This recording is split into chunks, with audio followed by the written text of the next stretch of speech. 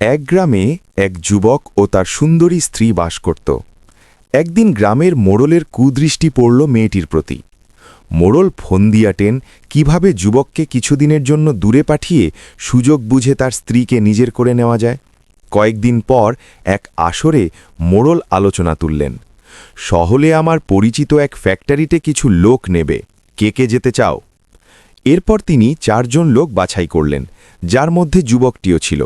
কয়েকদিনের মধ্যেই তারা শহরের উদ্দেশ্যে রওনা দিল। সেদিন রাতে মোড়ল চুপি চুপি যুবকের বাড়ির দিকে এগোলেন।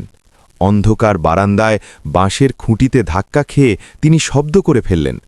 যুবকের স্ত্রীর ঘুম ভেঙে গেল। ভয় পেয়ে সে জিজ্ঞাসা করল, কে ওখানে? মোড়ল নিজের পরিচয় দিলেন। মেয়েটি অবাক হয়ে বলল, এত রাতে সব ঠিক আছে তো?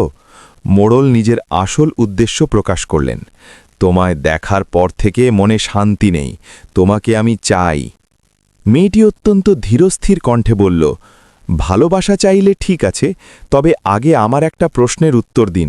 যদি সঠিক উত্তর দিতে পারেন তবে আপনার মনের ইচ্ছা পূর্ণ হবে।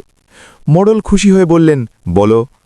মেয়েটি বলল, মাংস নষ্ট হওয়া থেকে রক্ষা করতে আমরা লবণ ব্যবহার করে থাকি, কিন্তু প্রশ্ন হল, লবণই যদি নষ্ট হয়ে যায় তাহলে মাংসকে পচন থেকে রক্ষা করব কিভাবে? মোড়ল গভীর চিন্তায় ডুবে গেলেন। একদিন এক রাত পেরিয়ে গেল, কিন্তু তিনি কোনো উত্তর খুঁজে পেলেন না। পরদিন আসরে তিনি সকলকে প্রশ্নটি করলেন, কিন্তু কারো কাছ থেকেই সন্তোষজনক উত্তর এলো না। এক কোণে বসে থাকা এক বৃদ্ধ নীরবে তাকিয়েছিলেন। মোড়ল তাকে জিজ্ঞেস করলেন, আপনি কিছু বলছেন না কেন? বৃদ্ধ উত্তর দিলেন, কারণ এটা কেবল একটা প্রশ্ন নয়, এটি একটি নীরব বার্তা। পুরো ঘটনাটা আমি জানি, মেয়েটি আমাকে সব কিছু খুলে বলেছে। সে চাইলে আপনাকে অপমান করতে পারত, কিন্তু তা না করে আপনার বিবেক জাগিয়ে দিল। তারপর তিনি ব্যাখ্যা করলেন, লবণ মাংসকে পচে যাওয়া থেকে রক্ষা করে, কিন্তু লবণই যদি নষ্ট হয়ে যায় তবে মাংসকে রক্ষা করবে কে? অর্থাৎ সাধারণ মানুষ ভুল করলে নেতা তাদের সঠিক পথ দেখান, কিন্তু নেতা যদি নিজেই বিপথগামী হয় তখন জনগণকে কে রক্ষা করবে? পিতামাতা যদি বিপথে যায়, কে সন্তানকে পথ দেখাবে?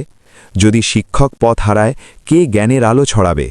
যদি বিচারক, নেতা, সেনাবাহিনী কিংবা পুলিশ পথভ্রষ্ট হয়, তবে কে এই জাতিকে রক্ষা করবে?